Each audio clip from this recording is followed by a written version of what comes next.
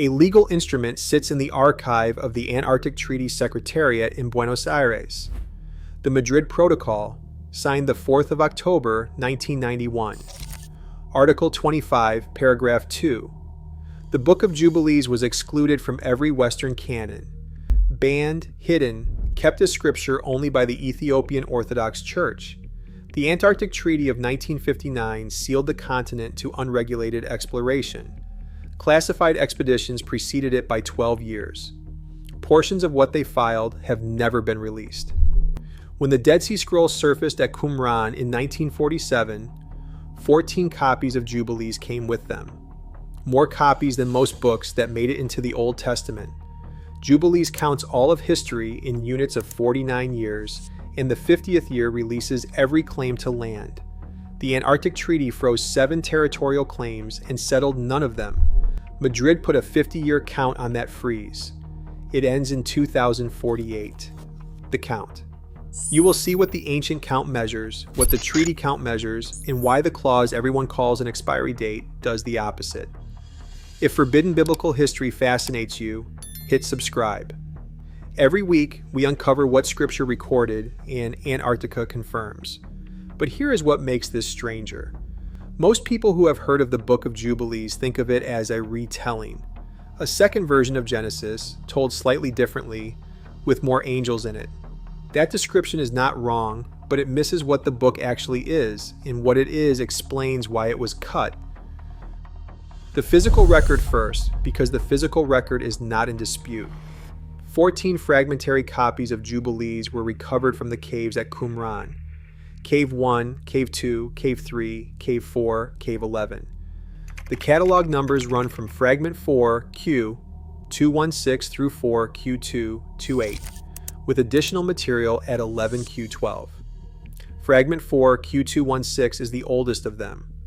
Paleographic analysis places its script in the final quarter of the 2nd century BC, which makes that piece of animal skin older as a physical object than the earliest surviving manuscript witness to most of the books that did make it into the Hebrew canon. 14 copies. A sectarian community in the Judean desert, living on almost nothing, copying and recopying one book 14 times. The complete text does not survive in Hebrew. It survives whole in only one language, Ge'ez, the liturgical language of Ethiopia, preserved by a church that operated outside Rome's authority and outside Rome's canon decisions. James Vanderkam of Notre Dame produced the critical edition of that Ge'ez text in 1989, and it remains the academic standard. Now the part that gets skipped. Jubilees is not a story. It is a chronology. Every single event in it carries a stamp, not a vague one, a precise one. The book takes the entire span from creation to Israel's arrival in Canaan and divides it into 50 units of 49 years each, and then divides each unit into 7 weeks of years, and then dates every birth, death, covenant, flood, and migration to a specific year, inside a specific week, inside a specific unit. 2,450 years, fully enumerated, nothing left unplaced.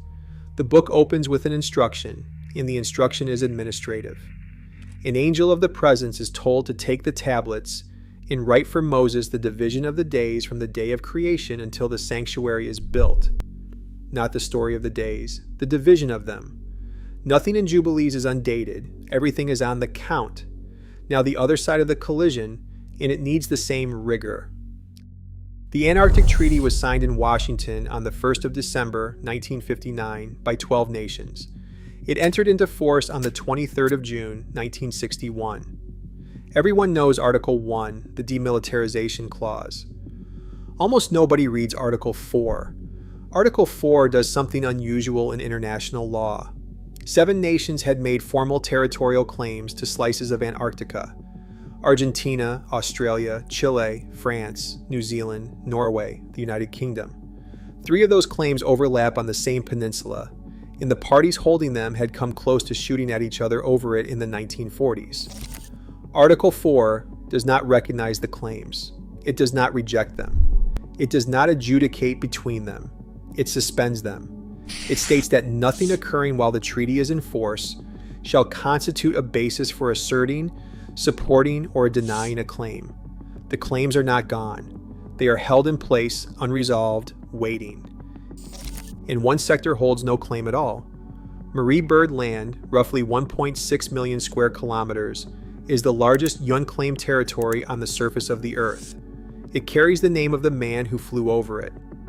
And this is where it gets disturbing. Rear Admiral Richard Evelyn Byrd led 4 Antarctic expeditions between 1928 and 1947. The last of them, Operation High Jump, was the largest naval force ever assembled for the continent. 13 ships, 4,700 personnel. It was provisioned for 6 to 8 months, and it came home after 8 weeks. In 1954, Byrd sat for a television interview on the program Longines Chronoscope. It is not a rumor. The footage exists in the archive. In it, he refers to an enemy capable of invading the United States from the polar regions, and he does not elaborate, and no interviewer ever pressed him to. He gave no follow-up.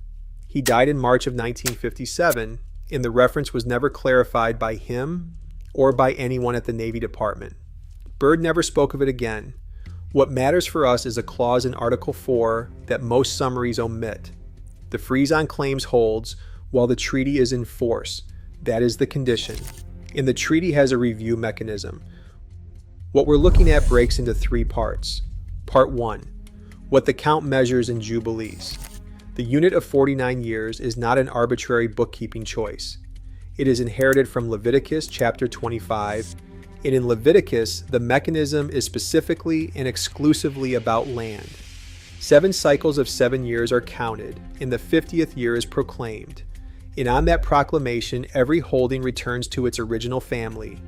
Every lease terminates, and every accumulated claim to territory dissolves. It is a hard reset on ownership, scheduled in advance, written into law before any of the transactions it will undo have occurred.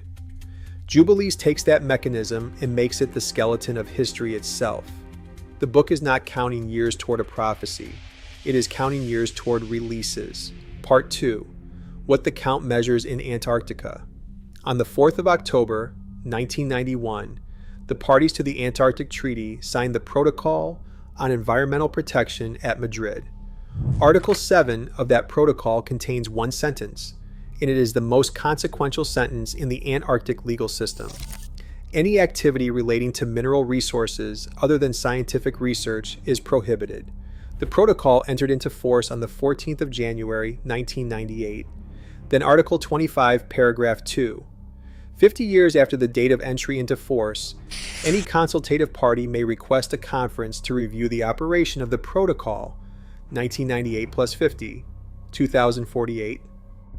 Part 3, where the 2 systems converge.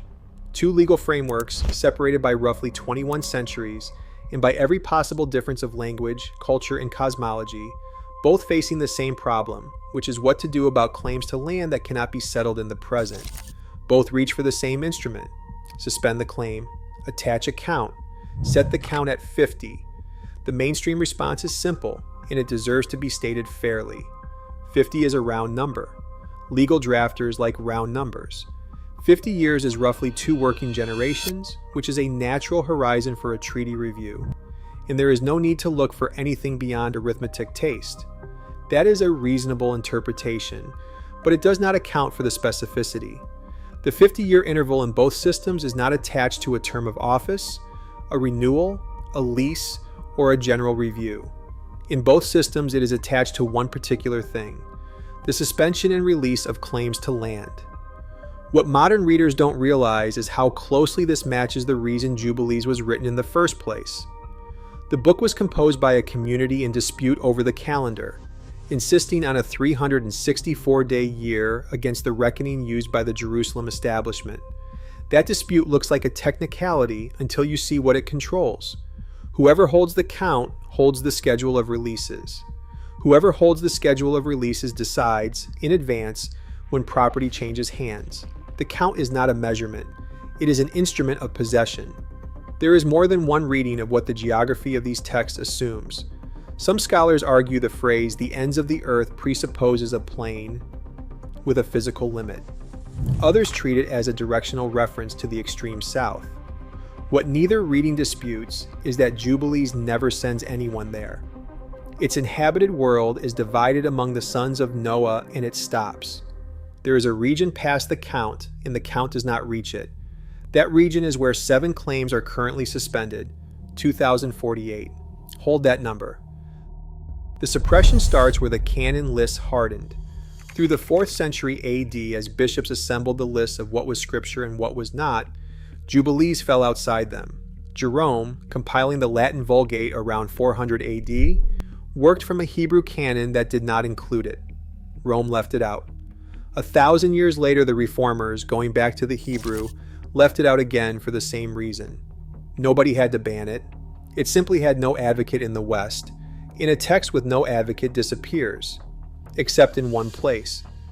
The Ethiopian Tewahedo Church, operating on its own authority and its own canon list, kept the book as full scripture and kept copying it in G's.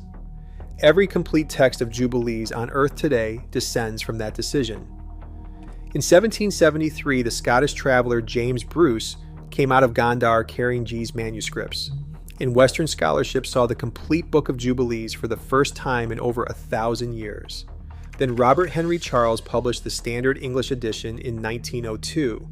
Charles was a serious scholar, and his edition is still consulted. But read what he does with the chronological apparatus. He treats it as an eccentricity, a sectarian obsession with calendar reckoning, an artifact of the community's quarrel with Jerusalem, interesting mainly for what it reveals about the author's psychology. The counting system is not the frame around the book. It is the book. In the Standard English edition treats it as background noise. In the second suppression starts 12 years before the Antarctic Treaty was signed. High jump, 1946 to 1947. 13 ships, 4,700 men, cut to 8 weeks. Portions of the operational reporting remained classified for decades afterward.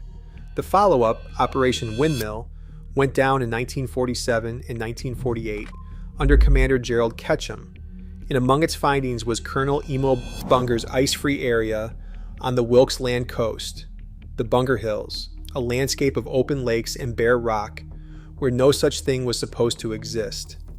Then the treaty in 1959. And then the part that almost never gets told.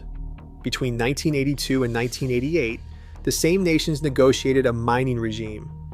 It is called the Convention on the Regulation of Antarctic Mineral Resource Activities.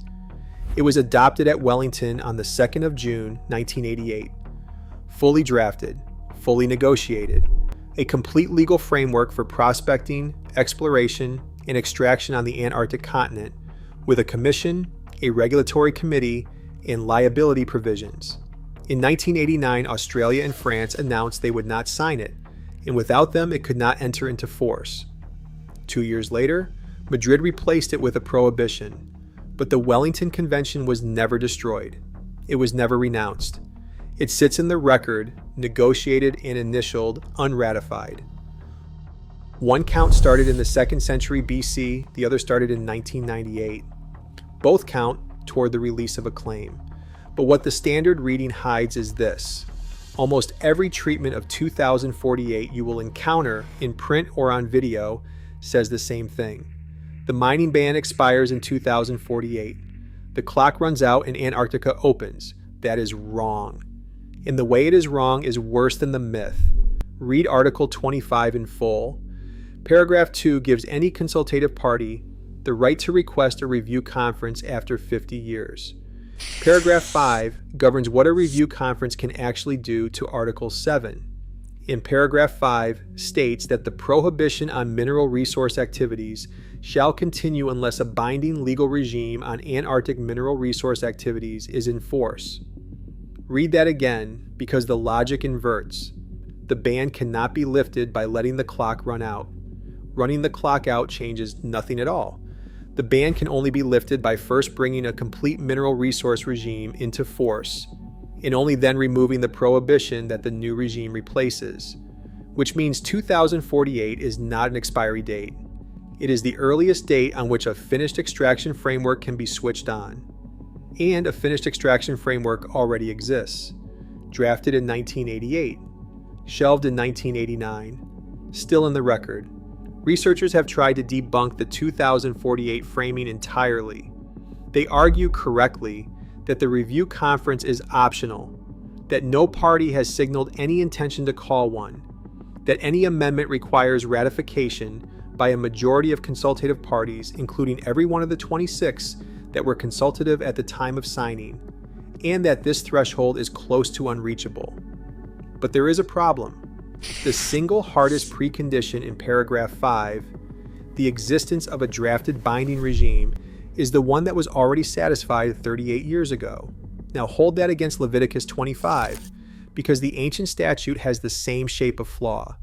The Jubilee releases land, all of it unconditionally on the 50th year, except that verses 29 through 31 carve out an exception, and the exception is precise. A dwelling house inside a walled city does not revert. It can be redeemed within 1 year, and after that year it is permanently held, and the Jubilee does not touch it.